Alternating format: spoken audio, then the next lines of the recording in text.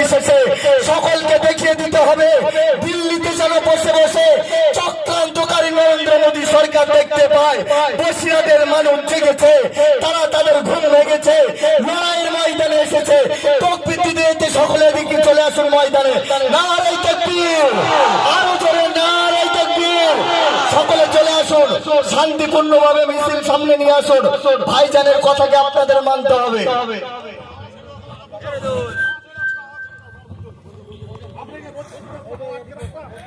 আসসালামু আলাইকুম।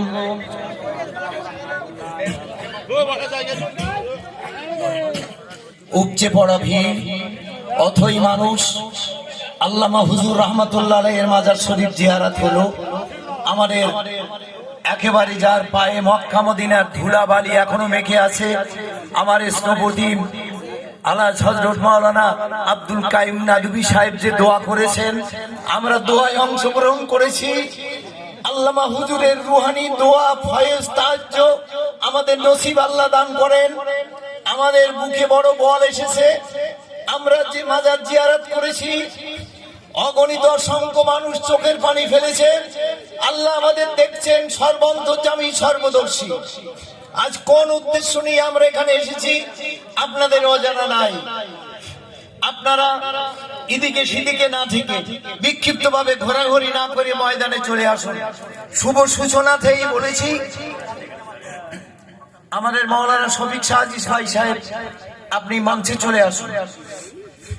আমরা বলেছি আমাদের একেবারে শুভ সূচনা মহাগ্রন্থ আল কোরআন থেকে তেলাওয়াত হবে আলহামদুলিল্লাহ।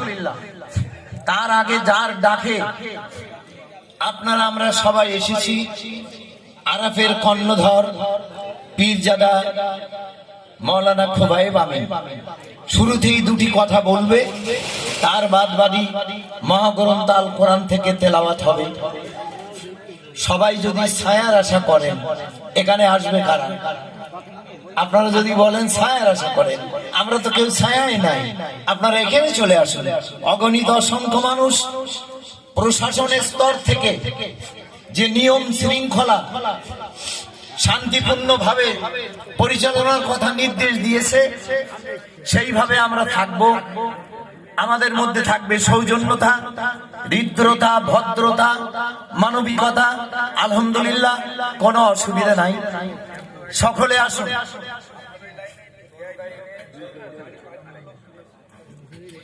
এখনই আরাফের কর্ণধর, আরাফ মিষ্টি মধুর নাম, আল্লামা রুহুল আমিন রহমাতুল্লাহ আলাইহি ফাউন্ডেশন। একবার সুবহানাল্লাহ জোরে বলা যাবে? আরো জোরে বলা যাবে? আলহামদুলিল্লাহ।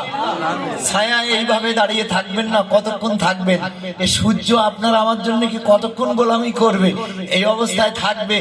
আপনি এখানে আসুন, একজন আরেকজনের পাশে দেখবেন। আলহামদুলিল্লাহ, আজকের যে আন্দোলন, ন্যায় নীতির ভিত্তিতে আন্দোলন, এই আন্দোলন ইমানি আন্দোলন। আপনার আমার গায়ে রৌদ্র আসবে না, বলুন আলহামদুলিল্লাহ। এক্ষুনি দুটি কথা, যার ডাকে সবাই আমরা এসেছি, আরাফের কর্ণধর।